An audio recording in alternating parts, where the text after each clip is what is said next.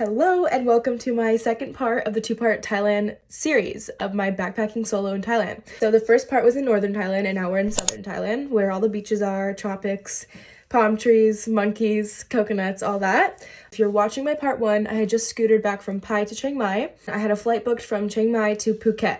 Phuket is super popular, but I had maybe 5 or 6 people tell me that they didn't think Phuket was worth it and that you just need to go straight to the next place. Based on what people told me, it's very crowded and kind of dirty and touristy and there's not a lot of cool beaches. But I will tell you, if you do like to surf, Phuket's the best place to surf. The most convenient seemed to go from Phuket to Koh Phi Phi.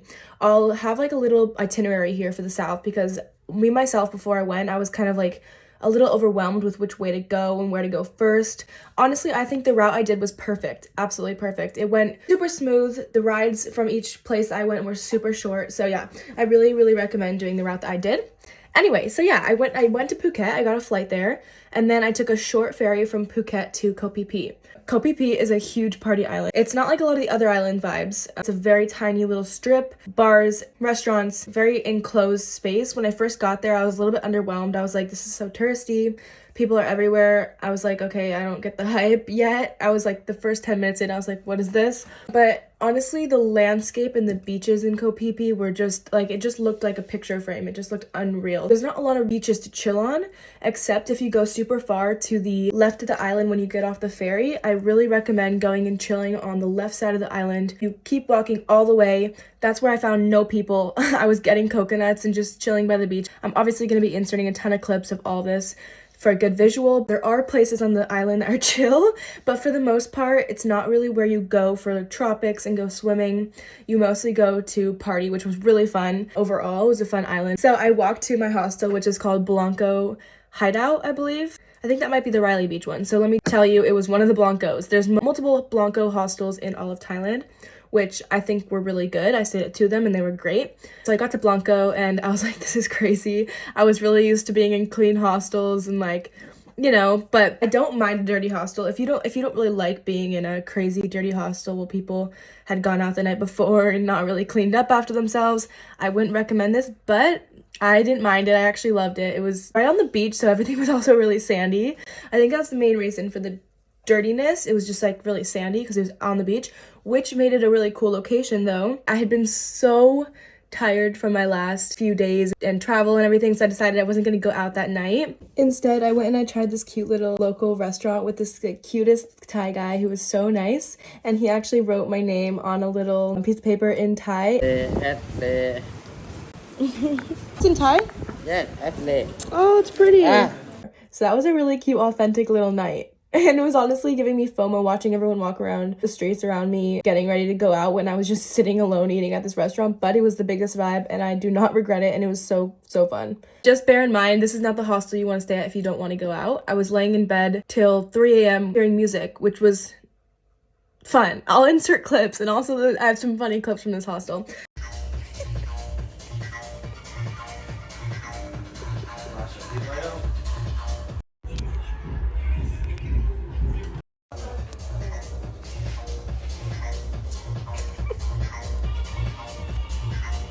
There was a boat party happening the next day called Blanco Boat Party. I met a girl in my hostel dorm who was also gonna go on it, and we were both deciding together if we wanted to go or not, if it was gonna be worth it, if the weather was gonna be nice enough. We both decided it was worth it. We're there. They take you to Monkey Beach, Maya Bay, which are like the main things you do in Koh Phi Phi. If you know Maya Bay, it's from like the movie The Beach. That's where they filmed it. So we got to go all those places. I'm gonna insert a bunch of pictures, but they gave you this little alcohol punch card where you get, I think, 12 drinks. But me and my friend who I met, we split together and got 6 drinks each, so it was perfect. And you get to use it not only in the boat, but if you go to the hostel bar that night, you can use it. And the boat ride was really fun, really pretty. I met a lot of people on the boat. Everyone was super nice, so I really recommend going on this boat tour. It was only $30, I think, like $35, which was like 1,300 baht, I think. Once we got back, it transitioned over to a pool party, like this whole pool party at the hostel next to us called Ibiza Hostel. was the next door hostel. That hostel had worse ratings. I would say go to Blanco if you're in Koh Phi Phi.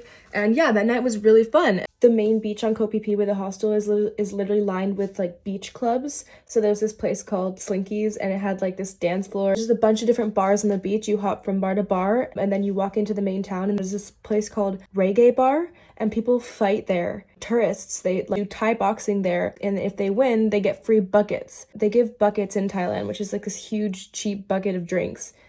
It's it's crazy.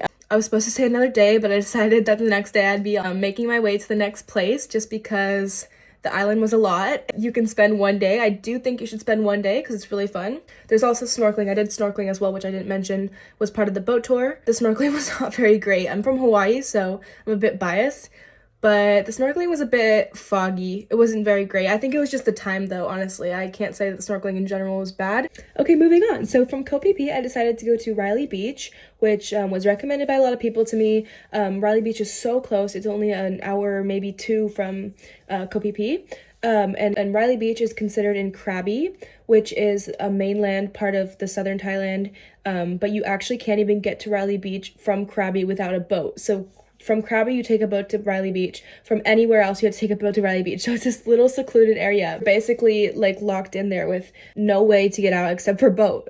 When I arrived at Riley Beach, I could feel this really tropical island vibe. I felt like I was on a deserted island in a movie or something. The palm trees were so tall. It just felt like super enclosed since it's this really small little place. All of the cliffs are just like super high and enclosed above you. And the main Riley Beach is on a really cute little touristy strip with restaurants. It's also very touristy, but not as bad as Koh Phi Phi. I was also staying in a Blanco. That Blanco was amazing. It was, I think I have videos and pictures of the stairway to get up to it. Really high up on this like extreme long staircase, which I wasn't ready for. I was like so tired with my backpack. It was like such a long day already. The view was so worth it. The hostel has like a pool overlooking the view of Riley Beach. It's just like this amazing place for sunset. When I got there was like a pool party going on, so everyone was just chilling by the pool, having drinks at sunset, so it was a big vibe. Then I started feeling a little, I woke up that morning with a little cough, and I was like, it's nothing, it's probably nothing. But I was feeling a little under the weather. I was like, this better not be real. Also, Riley Beach is not a big place and there's no pharmacies, so if you want to get sick in Thailand, like, Riley Beach just isn't the most fun to be sick in because there's not a lot you can do. So yeah, I got sicker and sicker and I just checked straight out of my Blanco hostel and found out that I had lost my card. So Koh Phi Phi really took it out of me. I was having a super chill trip until Koh Phi Phi. My card was not in my wallet and I was like, that's fun because all the hostels only take cash. Beware, only hostels in Thailand for the very most part, there's a few that as an exception, but they only take cash. Have cash on you or have a card that you can take cash out easily. Someone was really sweet for my hostel and she gave me cash. I just had to PayPal her. I paid for my Blanco hostel and I moved into this private little bungalow, which was actually the coolest thing ever. It was only $40 a night, but for me that was like this crazy amount of money because I was spending $7 to $10 a night on hostels. And I was like, I'm gonna be bougie and spend $40 a night this time. And I got this like private little bungalow. This hotel had a pool, it had a hotel breakfast. Very beautiful, but I was actually dying at this point. So I'd been getting sicker and sicker. I was at the point where I was having feverish symptoms and I was like, this is really fun. Pretty sure COVID was just going around every single hostel in Thailand. Be extra careful. I was sharing drinks all night. That's really not the way to do it. I will tell you, in Riley Beach, if you're there, you should try rock climbing. Do the stuff that I couldn't do. My next destination was Koh Phangan. If you don't know, it's known for its full moon party. It's huge annual parties that happen in Thailand on specific dates of the full moon. There's also like the half moon party to get ready for it, and it's just this insane party. I say insane a lot, so I'm trying to use different vocabulary. Large, expensive party. A lot goes on there. So that's what Koh Phangan's known for. But a lot of people don't know that Koh Phangan has a lot more to offer on the island. Yoga retreats, meditation sites, hiking, waterfalls. When I was in Chiang Mai, I was thinking about it. I'm like, I'm in Thailand. Why am I not going to some kind of like yoga retreat? Isn't that a thing? So I looked up yoga retreats in Thailand. Most of them came up in Koh Phangan. Obviously, they're everywhere, but a lot came up in Koh Phangan. And so I found this place called Wonderland Healing Center. It was only 150 euros for 3 days, including a full buffet of food, a vegan buffet, all of the classes you want to take all day, which included like meditation, yoga, healing classes, all these different things you could have done. Pilates even, and it included this like really amazing steam room, which I spent like half of my time at the retreat at. I had one day until the yoga retreat in Copenhagen, so I stayed at this really chill looking hostel called Puck's Palace, sorry. This hostel was so beautiful. The hostel had like these hammocks right on the water, the most relaxing place ever. I was journaling on this hammock over the water. There's a cute little staff that makes food. It's kind of overpriced, but like it was kind of like a resort, and it was 10 euros a night. Next day, I decided to hit up the doctor before going to my yoga retreat. He ended up telling me it was normal bronchitis. I just had a cold, whatever. That was good news. The doctor in Thailand was really great. I will tell you, I had a really good experience with the doctors in Thailand. I made my way on the back of this little Thai taxi, this open air taxis in Thailand. I took that to the yoga retreat for very cheap. When I got there, I was like, this is not real. It was this really beautiful healing center. The cafeteria was this large open cafeteria with like mats to sit on when you're eating. There was this huge buffet, like chia pudding, the extensive vegan meals. And this is all included in the $150 for the 3 days, 2 nights. And the first thing I did was go chill by the pool with my cappuccino. In the cafeteria, they make endless coffees. My favorite thing ever was the cappuccinos and lattes and coffee in Thailand. They had coconuts. I just couldn't get enough coconuts in Thailand. I just kept eating them every single day. I did a meditation class. I love meditation. I love yoga. I love all that. So this was really cool. You all need to go here. Seriously, everyone needs to go here. It was so pretty. I spent like hours in the steam room. I think by the end of the 3 days, I'd probably spent like 5 hours in that steam room. And it was cool because the girl I met in Koh Phi Phi, who I went in the boat party with, I told her about the yoga retreat while I was in Koh Phi Phi, and she actually booked it too. So she was there the last day with me. It sucks that I was sick, but it was actually a perfect way to get better. Sped my sickness recovery up very fast. Needed to be recovered to go to Koh Tao, which I was most excited for on this entire trip in the south was Koh Tao. So yeah, I'm going to be talking about Koh Tao next. I am in love with Koh Tao. I want to go back. It was my favorite place in the south. Okay, so I arrived in Koh Tao and I actually was feeling very shit. I was like, okay, maybe I'm not better. I arrived at my hostel, which was called Summer Hostel. Everyone had really amazing views on this hostel, and so I chose it over Taco Shack, which I was deciding between Taco Shack and Summer Hostel. I honestly was kind of underwhelmed with this hostel. Beds were way too close together, so everyone's stuff was just sprawled everywhere and I couldn't even really move around the room. So there was great reviews online, and the owner is super sweet. And they had an amazing refund policy when I refunded it in the next day because of my sickness. It's a cool hostel, but I think you should really stay at Taco Shack. That's where the action's going on. Actually, the people I met in Chiang Mai and Pai, that same group, were in the south when I was in the south. Actually, only one of them. I decided I want to spend a lot of time in Koh Tao because everyone recommended Koh Tao. There's a lot of stuff to do, a great nightlife, a lot of backpackers. I decided for the rest of my stay, I was staying in a private room in a hotel just to get better. I was honestly really sick. So the next few days was honestly just me going out and exploring a little bit on my own. I had rented a scooter after getting off the ferry. I'm gonna add in some tips right now. So when you book ferries, you need to book them on Bookaway. What they use in all of Thailand to book ferries is Bookaway. And then when you rent a scooter, some people don't like to leave their passport, but I'm not the most safe person in the world. I don't really take like that many cautionary steps when I travel, which I probably should. So you shouldn't ask me a bunch about safety tips because I'm a little bit reckless when it comes to that. I just leave my passport with them as like a deposit instead of money. I don't really think there's a problem with it, but some people say that they don't want to leave their passport because that's risky. Maybe listen to them and not me. So yeah, I rented a scooter in Koh Tao because Koh Tao is a really amazing place to scooter around.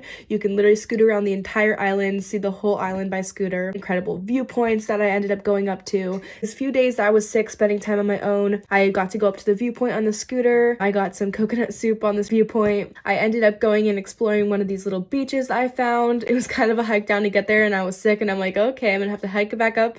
But I found this little beach and I spent time swimming in the water there. I was just journaling. I had more coconuts, obviously. And then I finally felt better. I literally was so excited the day I woke up. I think it was like 3 days in, so I still had half of my time in Koh Tao. I woke up feeling better. I'm like, yes! So I contacted some of the friends I knew in Koh Tao and I went scootering around with them. We found this like little lookout point on a rock. That was really, really cool. And the scootering I did with them that day was a little bit sketchy. The weather was really intense the last few days. I got lucky and it was mostly sunny, but the weather was really intense the last few days. I ended up going on the Koh Tao pub crawl when I felt good enough. That was also a must do if you're in Koh Tao. They do it every single night except for a few days a week. They take you to the Ladyboy show.